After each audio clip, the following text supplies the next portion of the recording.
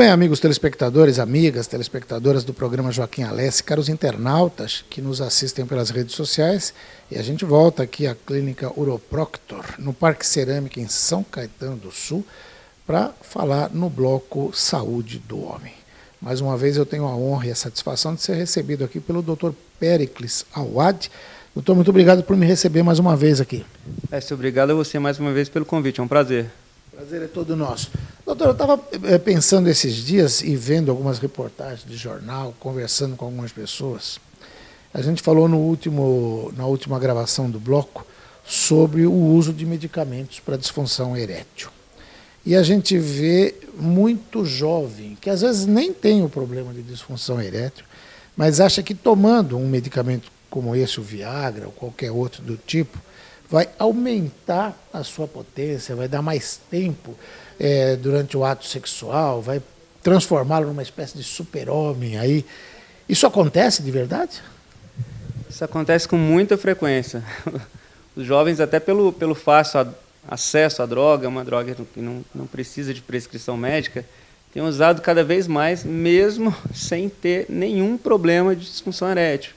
Naquele afã de agradar a parceira, de ter um desempenho excepcional, os jovens acabam fazendo o uso dessas drogas e muitas vezes acabam gerando problemas, que vai desde o priapismo, que é uma condição em que o pênis fica numa ereção dolorosa e anormalmente prolongada, isso é uma urgência urológica, e problemas, e muito mais comum, criando uma dependência psíquica, uma dependência psicológica da droga.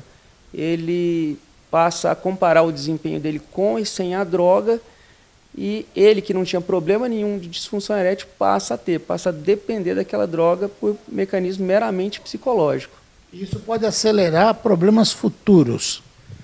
Pode, porque um jovem perfeitamente ígido, um jovem com uma função sexual preservada, que passa a fazer um uso desnecessário de inibidor da fosfodiesterase, ele, por conta dessa dependência, no futuro, ele pode vir a piorar, ele pode vir mesmo não conseguir uma ereção adequada. Legal. Ou seja, na dúvida, isso serve para qualquer ramo da medicina, mas a gente está falando aqui em urologia. Nada de se automedicar. Primeiro procurar um especialista. Se quiser usar, o senhor vai indicar se é necessário ou não, vai fazer os exames, vai pedir os acompanhamentos. Existe um medidor para a gente falar em disfunção erétil? O que a gente considera disfunção erétil? Que tipo de exame é pedido? Sim, isso é muito importante, né? Antes de você estabelecer um diagnóstico de disfunção erétil, que tem diversas causas, você tem que fazer uma avaliação global do paciente. E isso vai incluir medição de hormônios, de exames, ou seja, exames laboratoriais de forma geral, que vai desde glicemia, colesterol, todos os fatores que podem afetar a ereção. E, a partir daí, estabelecer que tipo de disfunção erétil tem aquele paciente e, obviamente, o melhor tratamento para aquele tipo de disfunção erétil. Então, ressaltando, frisando mais uma vez, é fundamental essa avaliação global, clínica e laboratorial do paciente. A disfunção erétil é o nome mais recente, mas é a mesma coisa que a impotência sexual, né? O que é considerado impotência? Impotência é a incapacidade do parceiro satisfazer a sua parceira, a incapacidade de ele ter uma ereção que ele julga adequada. E isso vai depender desde o paciente, vai variar, melhor dizendo, desde o paciente que não consegue ter uma ereção a ponto de penetrar a parceira, até aquele paciente que tem uma disfunção erétil durante a relação, que não consegue manter uma ereção duradoura. E isso tem um tempo mínimo e um tempo máximo, alguma coisa? Isso é bastante cultural, né? O tempo de ereção. Eu digo que, primeiramente, o que eu pergunto é a opinião do paciente, se ele está satisfeito com o desempenho sexual dele. E, a partir daí, a gente vai tentar melhorar esse desempenho com base no exame físico e nos exames laboratoriais dele. Uma questão que está muito associada e às vezes até confundida com disfunção erétil é a ejaculação precoce. Então, muitos pacientes eles não têm problema de disfunção erétil, mas acabam chegando ao orgasmo de forma precoce, de forma muito rápida, e isso vai causar uma insatisfação geral para o casal. Ou seja, dá para entender então daí que o problema ele pode ser psicológico ou físico e vai determinar o tratamento dentro desse diagnóstico.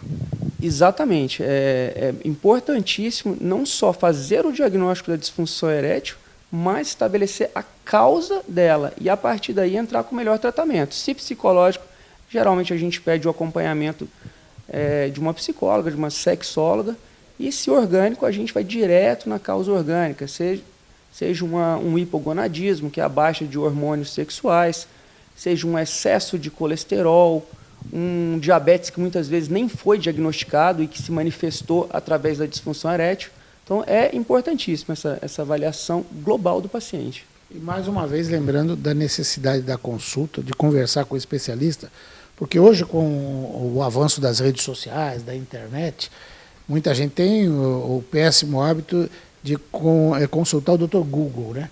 Tem algum problema, vai lá, bota no Google e acha que já sabe o que resolveu. Olha, isso exige anos de estudo, de formação, de residência médica. Se fosse simples assim, a gente não precisaria de médico. E o risco de se tomar medicamentos ou de partir para alguma solução sem ter esse acompanhamento, né, doutor? O Google, muitas vezes, ele até te dá o tratamento, mas ele não trata as consequências. E eu até brinco que os pacientes vêm para a minha consulta buscando uma segunda opinião, né? A primeira ele já tem, que é a do Google. Mas é muito arriscado. Eu realmente recomendo que procure um profissional da área, um especialista, seja da parte da urologia ou das demais especialidades, porque o Google não trata ninguém, né? E você fica sujeito às consequências e fica sujeito sozinho a esse tipo de consequência mórbida. E mais uma vez lembrando que quando a gente fala em urologia, a gente não está falando só da saúde sexual do homem, está falando da saúde global, da saúde como um todo, porque distúrbios urológicos podem levar a outros problemas bastante graves, né? Sim, bastante graves. E assim, foi bom você ter citado essa questão do paciente buscar ajuda do Google, porque na esfera sexual, então, acho que é onde você vai ter uma gama enorme de informações. Você digitou problema sexual no Google, você vai ter uma lista gigantesca. E muitos, se não a maioria dos sites, de informação duvidosa, de fonte duvidosa. Isso é muito perigoso, pode levar a problemas graves. Existem várias contraindicações a diversos tratamentos para disfunção erétil e isso precisa ser discutido com o urologista. Tá ótimo. Doutor Péricles Aode, mais uma vez, muito obrigado por essa entrevista. A gente vai falar mais vezes. Parabéns pelo trabalho e conte com a gente para divulgar as atuações aqui na Uroproctor. Agradeço mais uma vez e até a próxima, Joaquim. Doutor Péricles Aode, da Uroproctor, falou com você.